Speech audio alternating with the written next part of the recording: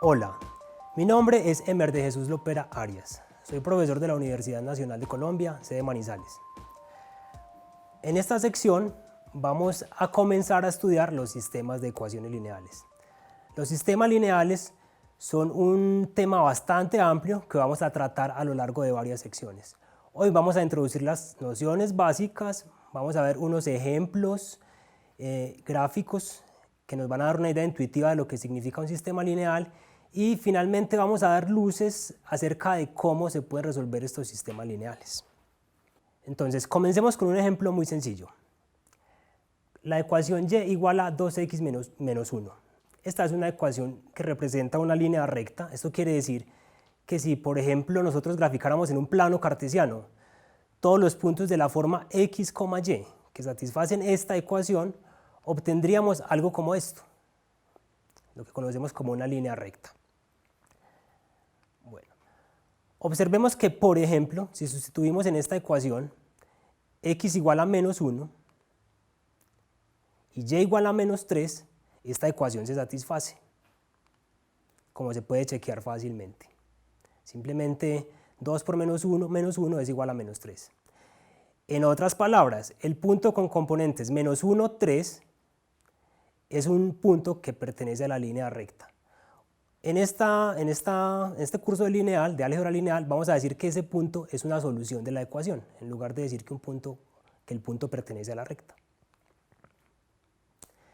Entonces, digamos que con este ejemplo ya tenemos una idea de lo que es una ecuación lineal en términos muy generales. Entonces, digamos que tenemos una cierta cantidad de variables, x1, x2, etc., hasta llegar a una cierta variable x sub n. Entonces, una ecuación lineal en estas variables simplemente es cualquier ecuación que pueda escribirse de la forma que estamos viendo. Miren ustedes que simplemente el lado izquierdo de la ecuación consiste de unas variables multiplicadas por unos números, que estoy denotando con las letras a sub 1, a sub 2, a sub n. Esas letras vamos a llamarlas coeficientes de la ecuación, mientras que el término que aparece a la derecha lo vamos a llamar el término independiente. Entonces, si recuerdan el ejemplo con el que inicié esta sección, esa ecuación es un ejemplo de una ecuación lineal en las variables x y y. Ahora, ¿qué entenderemos por solución de un sistema lineal? Simplemente, dada la ecuación lineal, diremos que un vector o una n-tupla de números reales, digamos que estoy denotando como s sub 1, s sub 2, s sub n, que puede escribirse de manera vertical u horizontal, no importa, lo importante es que sean en ese orden. Entonces diremos que ese vector de r a la n es una solución de la ecuación si cuando reemplazamos x sub i por s sub i, la ecuación se satisface. Es decir, vamos a decir, por ejemplo, que evaluamos la ecuación en el vector s. Eso nos da entonces como resultado b. Otro ejemplo de una ecuación lineal, el que estamos observando, es una ecuación lineal en x, y, z. Miren ustedes que los coeficientes serían 3, sería el coeficiente de x, 1 sería el coeficiente de y menos 1 es el coeficiente de z, mientras que el término independiente es 0. Ahora, una solución, de acuerdo a nuestra definición, una solución de esta ecuación es el vector 0, 0, 0. Todavía no les he dicho cómo la obtuve, pero se puede chequear fácilmente que si usted reemplaza x, y, z por 0, la ecuación se satisface. Ahora, ¿cómo podríamos obtener otra solución de la ecuación? Miren que intuitivamente, si yo reemplazo y por algún valor, el que usted quiera, número real, y z también, eso me obliga a que x debe ser algún valor específico. Y así entonces, a medida que yo cambio y por cualquier número real y z por cualquier otro número real, obtengo x, y, z, obtengo una nueva solución del sistema, una nueva solución de la ecuación. Entonces ahora vamos con una definición muy general de lo que será un sistema de ecuaciones lineales o simplemente un sistema lineal. Entonces, dadas n variables, digamos x sub 1 hasta x sub n, un sistema lineal es un conjunto finito de ecuaciones lineales, todas en las mismas variables. Ahora, una solución del sistema lineal será un vector de R a la n, es decir, una n-tupla de números reales, que es solución de cada una de las ecuaciones del sistema. Esto es muy importante. Debe ser un vector que solucione todas las ecuaciones, no puede solucionar solo algunas, sino todas las ecuaciones del sistema. Y el conjunto solución de un sistema lineal va a ser el conjunto de todas las posibles soluciones de nuestro sistema. Entonces, uno de los objetivos es encontrar, dado un sistema lineal, encontrar su conjunto solución. Digamos que una forma muy útil de representar un sistema lineal en términos generales es la que vamos a ver en este momento. Entonces voy a explicar qué significa esta notación. Tenemos un conjunto de m ecuaciones lineales, todas en las variables x1, x2 hasta x sub n. Ahora, miren que los coeficientes de la primera ecuación los estoy denotando con dos índices. El primer índice representa la ecuación a la cual pertenecen. Entonces, por ejemplo, tendríamos el coeficiente a sub 1, 1, el coeficiente a sub 1, 2, hasta el coeficiente a sub 1n. Miren que todos los que acabé de decir, su primer índice es el 1. Estamos diciendo que son los coeficientes de la primera ecuación del sistema. Bueno, lo mismo con la segunda ecuación. Si observan la segunda ecuación, los coeficientes, el primer subíndice de cada coeficiente es 2, lo que significa que pertenece a la segunda ecuación del sistema. Y así sucesivamente hasta llegar a la m-ésima ecuación. Ahora, el segundo índice de cada coeficiente representa la variable a la cual pertenecen, a la cual están asociados. Entonces miremos, por ejemplo, la primera variable, x1, forma una columna vertical. Digamos que todos los índices tienen 1 en la segunda componente.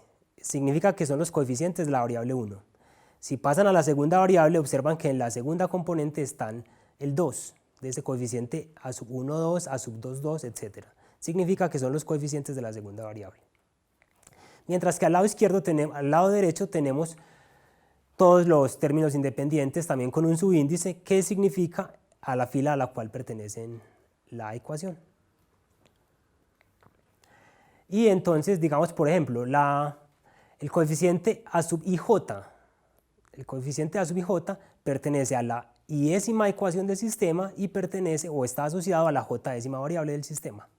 Mientras que b sub i, el término independiente, pertenece a la fila i-ésima de nuestro sistema o a la i-ésima ecuación.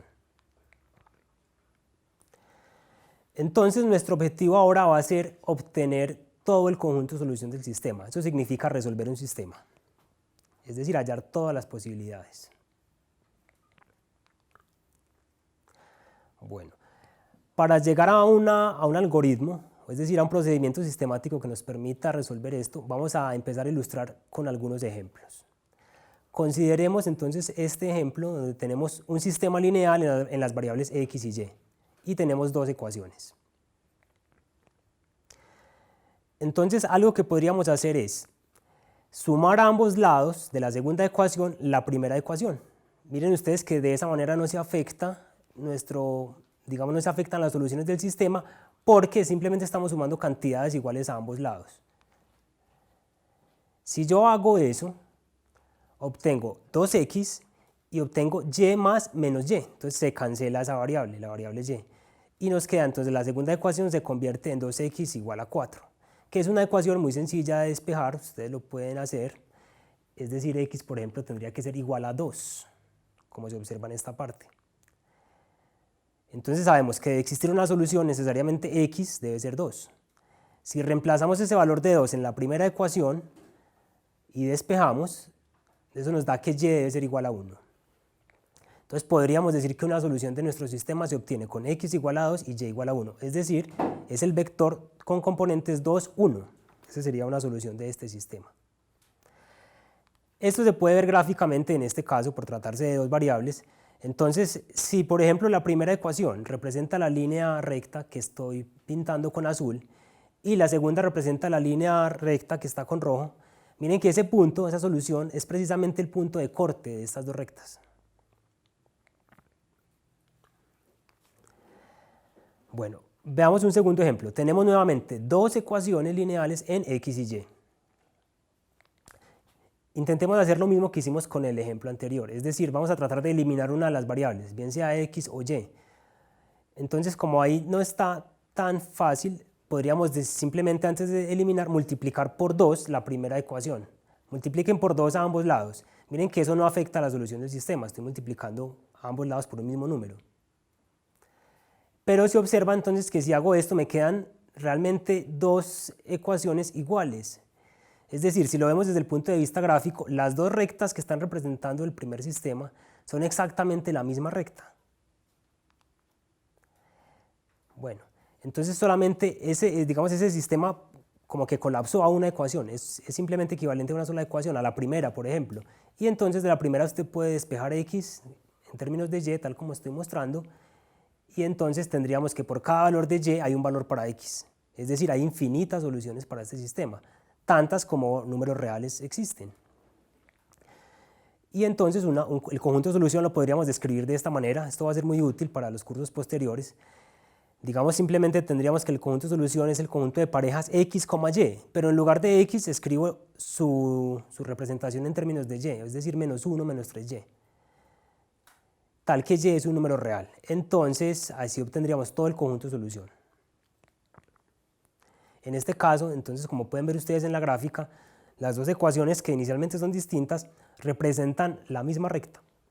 Entonces, claro, ¿cuál es la solución? Todos los puntos que pertenecen a ambas rectas, es decir, infinitos puntos.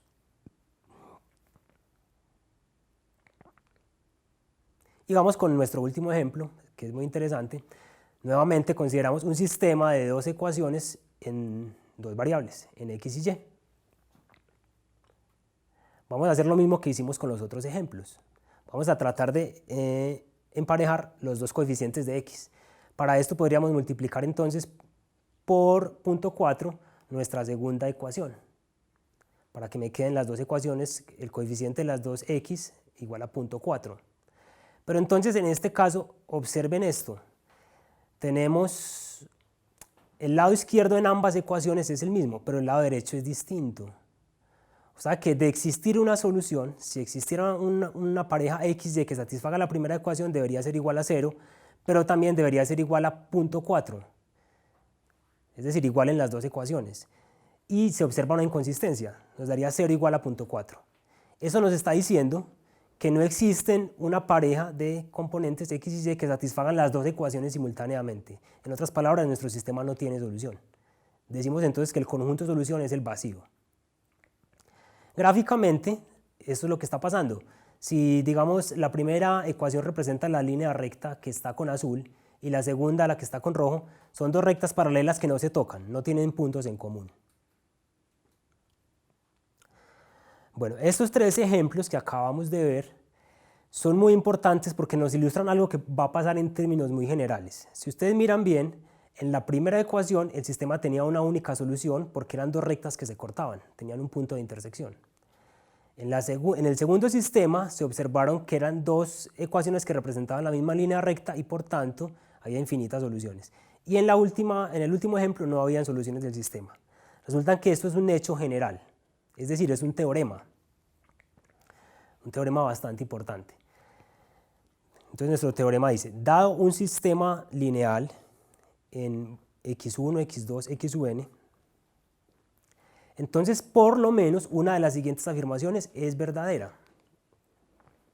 El sistema no tiene solución, o bien el sistema tiene única solución, o el sistema tiene infinitas soluciones. En el primer caso decimos que el sistema es inconsistente. De lo contrario, decimos que el sistema es consistente.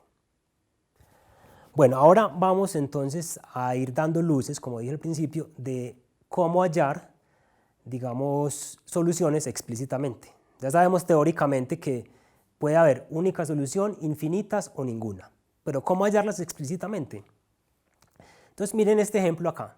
Este ejemplo está escrito así a propósito, es muy fácil de resolver, porque si ustedes observan, la primera ecuación tiene 3 variables, la segunda tiene 2 y la tercera tiene solo una variable. A medida que bajamos, hay menos variables. Esto es muy afortunado porque, digamos, en caso de existir solución, si ustedes miran la tercera ecuación, eso fuerza a que z debe ser igual a menos 1. Simplemente se despeja la tercera ecuación z. Esto que estamos haciendo lo vamos a llamar método de sustitución hacia atrás o sustitución regresiva. Entonces, empezamos con la última ecuación y despejamos. Z debe ser igual a menos 1. Ahora, ese valor de z lo reemplazamos en la segunda ecuación. Entonces miren que la segunda ecuación, al reemplazar z por menos 1, nos queda simplemente una ecuación en la variable y. Es decir, se puede despejar y fácilmente, como se hace con cualquier ecuación sencillita, y nos queda y igual a 1. Pueden chequearlo ustedes mismos. Entonces, ¿qué tenemos hasta ahora? Queda, si existe solución, z debe ser menos 1 y y debe ser 1. Ahora, entonces tendríamos estos dos valores, los reemplazamos en la primera ecuación del sistema y despejamos x. Ya sabemos que y tiene que ser 1, z tiene que ser menos 1, entonces x está forzado a ser 14. Simplemente se hace un despeje sencillo. Decimos entonces que el vector formado por x, y, z, es decir, 14, 1 y menos 1, es una solución del sistema. Miren ustedes que ese vector fácilmente se ve que satisface cada una de las ecuaciones del sistema. En este caso habría única solución.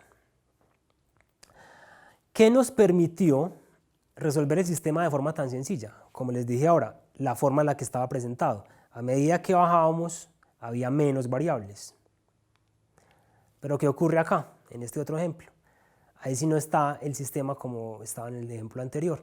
En todas las ecuaciones está la misma cantidad de variables, x, y, z. ¿Qué podríamos hacer ahí entonces? Entonces la idea es empezar a modificarlo, ir haciendo modificaciones, pero mucho cuidado que no afecten las soluciones del sistema. ¿Qué modificaciones se puede hacer en una ecuación? Multiplicar a ambos lados por un mismo número, que sea distinto de 0, sumar a ambos lados números iguales, eso no afecta a las soluciones claramente. Entonces, por ejemplo, si en la segunda ecuación yo le multiplico la primera por 2 y se la sumo a la segunda, estaría cancelando la variable x de la segunda ecuación. Eso es lo que estoy haciendo, obsérvenlo bien. Multipliquen la primera por 2, queda menos 10, todos los coeficientes los multiplican por 2, o sea que el coeficiente independiente me queda 20, se lo sumo y me queda entonces esa ecuación con una variable menos. Estoy eliminando x. Bueno, ahora vamos a hacer algo similar para eliminar variables en la tercera ecuación. ¿Cómo podría hacer eso? Miren, ya ustedes podrían adelantarse a mí. Tengo menos 5x en la primera y menos 5x en la tercera. Pues réstelas y se cancela la variable x de la primera ecuación, de la tercera ecuación. Y de hecho se nos va a cancelar también la variable y. Miren ustedes. Entonces simplemente a la tercera ecuación le sumé la primera ecuación. Se dan cuenta ustedes que no se alteraron las soluciones del sistema. Y ahora sí, este sistema que está al final es un sistema distinto, pero equivalente en el sentido de que ya las soluciones, de que las soluciones son las mismas, pero miren que ya tenemos 3 variables, 2 variables, una variable. Tenemos cada vez menos variables. Y entonces simplemente los invito a ustedes a que hagan lo que yo hice en el ejemplo anterior, es decir, hagan sustitución hacia atrás, empiezan despejando z de la tercera ecuación, luego pasan a la segunda y despejan y, luego pasan a la primera y despejan x. Y van a llegar a este resultado, menos 2, 3, 3. Esa va a ser la única solución de nuestro sistema. Entonces los invito a que lo hagan ustedes mismos. Bueno, con esto entonces ya tenemos muchas ideas, ¿cierto? Para ir llegando a un algoritmo que me permita resolver un sistema. Bueno, antes de dar un procedimiento bien preciso, entonces vamos a hacer esto. Vamos a organizar el sistema, siempre que así lo tengamos desordenado, vamos a organizarlo en un mismo orden todo. Por ejemplo, la primera variable, x1, x2, x3 hasta xn, y en ese orden ubico todas las variables en las demás ecuaciones. Una vez que los tenga ordenados todos así, vamos a asociarle un objeto matemático que llamaremos matriz. Bueno, de hecho van a ser dos objetos, dos matrices. La primera la vamos a llamar matriz de coeficientes del sistema. ¿Cómo se forma? Entonces una matriz va a ser simplemente un arreglo de filas y columnas de números de números reales, y entonces en la primera fila de esa matriz que estoy llamando A, vamos a escribir los coeficientes de las variables en el orden que ya fijamos. Entonces miren ustedes que aparece A sub 1, 1, el coeficiente de la primera variable en la primera ecuación, hasta llegar a sub 1n, que es el último coeficiente en la primera ecuación. La segunda fila de esta matriz se forma de manera similar, escribiendo en ese orden los coeficientes de las variables respectivas, hasta que lleguemos a la mésima ecuación del sistema. Y una matriz muy similar que vamos a llamar matriz aumentada del sistema.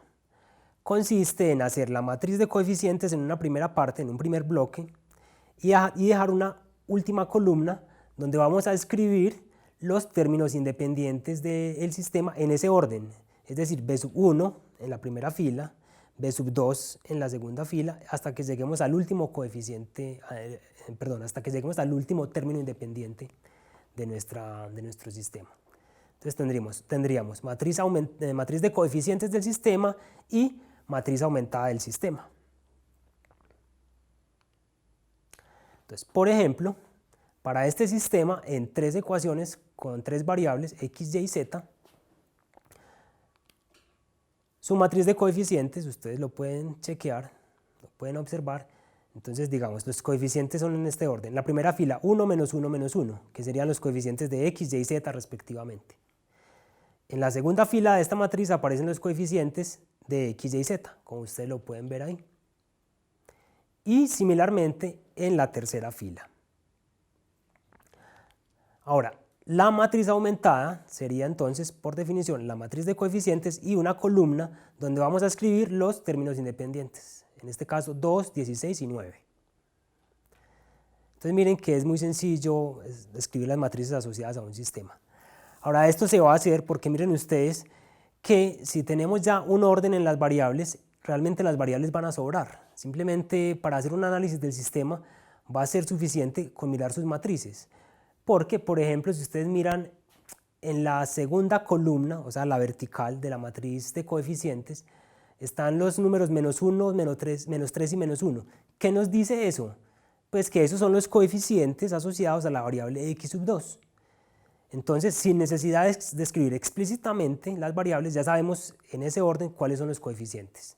Y sabemos que la última parte, digamos, en la matriz aumentada son los términos independientes. Entonces, una vez fijado un orden, ya no hacen falta escribir las variables. Pero siempre teniendo en presente que, digamos, la primera columna son los coeficientes asociados a la primera variable, en la segunda columna están los coeficientes asociados a la segunda variable, etc. Y en la última columna estarían los términos independientes. Ahora, entonces, para este otro sistema lineal, el sistema especial que les mencioné en el primer ejemplo, especial en el sentido de que cada vez había menos variables a medida que bajábamos. Ustedes observan que la matriz de coeficientes es esta. Entonces vamos a prestar especial atención con este tipo de sistemas. Un sistema que cada vez tiene menos variables y la matriz asociada a ese sistema es una matriz que tiene muchos ceros. Miren ustedes que como en la parte de abajo hay una gran cantidad de ceros para esta matriz de coeficientes. Una matriz de esta forma la vamos a llamar matriz escalonada. Listo. Entonces, ¿qué tendremos ya en términos generales como definición de matriz escalonada? Entonces, antes de definir matriz escalonada, vamos a definir lo que llamaremos pivote de una matriz. Entonces, en cada fila no nula de nuestra matriz, es decir, en cada fila que no esté completamente formada por ceros, nos vamos leyendo los números de izquierda a derecha. El primer número que nos encontremos distinto de 0 lo vamos a llamar pivote de esa fila. Bueno, pivote o entrada principal, como lo quieran llamar. Bueno, ahora vamos a decir que nuestra matriz está en forma escalonada si satisface dos condiciones. Primero, en caso de existir filas nulas, estas están ubicadas en la parte inferior de la matriz. Y como segunda condición, es que en cada fila no nula, el pivote de esa fila tiene que estar a la izquierda, puede ser una o varias columnas a la izquierda de los pivotes que están abajo. En otras palabras, cuando usted empieza a leer los pivotes de arriba hacia abajo, los pivotes van de izquierda a derecha. Entonces, una matriz que satisfaga estas dos condiciones se va a llamar una matriz en forma escalonada. por ejemplo, observemos esta matriz, tiene una fila de ceros, pero esta está en la parte inferior, entonces satisface nuestra primera condición. Ahora, vamos a ver si satisface la segunda condición. Para eso, identifiquemos primero los pivotes de las tres primeras filas, que son las filas no nulas. Entonces, el primer número no cero en la primera fila es menos pi. Ahí lo pinté con rojo en la primera fila. Entonces, ahí estoy señalando el pivote de nuestra primera fila. Pasamos a la segunda fila. El pivote es menos 4. Es el primer número que me encuentro de izquierda a derecha. Y en la tercera fila, el pivote es 1. Entonces, miremos a ver si los pivotes sí están organizados de acuerdo a la definición. A medida que yo voy bajando, el pivote, por ejemplo, menos pi, pasa al pivote menos 4, o sea, pasa a la derecha. Luego el pivote de la tercera fila es 1, que está a 2 columnas a la derecha, no importa, lo importante es que está a la derecha. Entonces, a medida que vamos bajando, los pivotes van de izquierda a derecha, entonces tenemos una matriz en forma escalonada. Pero también es importante ver una matriz no escalonada. Por ejemplo, esta no tiene filas nulas, entonces la primera condición no hay que chequearla, no hay que verificarla. Y vamos a chequear entonces la segunda condición. Entonces, primero identificamos los pivotes en cada fila. El pivote en la primera fila es 1, en la segunda es menos 4 y en la tercera fila es 2. Entonces ya tenemos identificados los pivotes. Ahora vamos a ver si están de izquierda a derecha. Y vemos que hay una falla en el tercer pivote. Miren que el pivote está ubicado a la izquierda del pivote de arriba. Entonces no cumple la condición 2. Es decir, esta matriz no está en forma escalonada.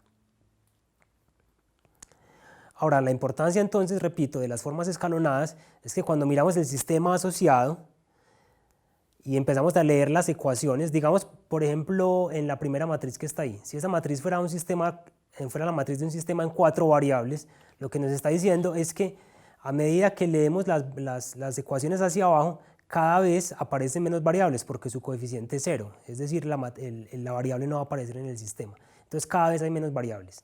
De ahí la importancia de identificar este tipo de matrices, las matrices escalonadas. Entonces, en esta sección hemos visto la noción básica de un sistema lineal, vimos una propiedad muy importante que nos dice que un sistema lineal siempre tiene infinitas soluciones, única solución o no tiene solución, y le asociamos a un sistema una matriz que nos va a permitir llegar a un algoritmo para resolver los sistemas, lo cual veremos en secciones posteriores. Y con esto damos por terminada la sección de hoy. Para nuestra próxima sección vamos a llegar ahora sí a un método, a un algoritmo para resolver un sistema de ecuaciones lineales con base en todos estos términos que hemos aprendido hoy.